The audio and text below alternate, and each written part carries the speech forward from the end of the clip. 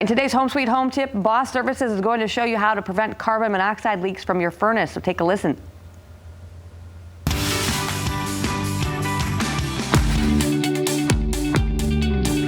Hi everyone, I'm Don with Boss Services. Today we're going to talk about how to prevent carbon monoxide leaks. You need to get your furnace inspected. We need to put cameras in there to be able to visually see if there's any issues with your heat exchangers. The heat exchangers is the prime reason why you have carbon monoxide leaks in your home.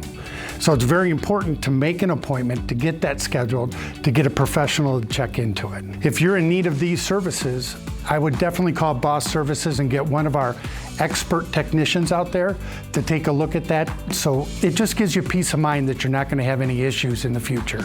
You can contact thebossservices.com and easily be able to set up an appointment for one of our professional technicians to come out and take a look.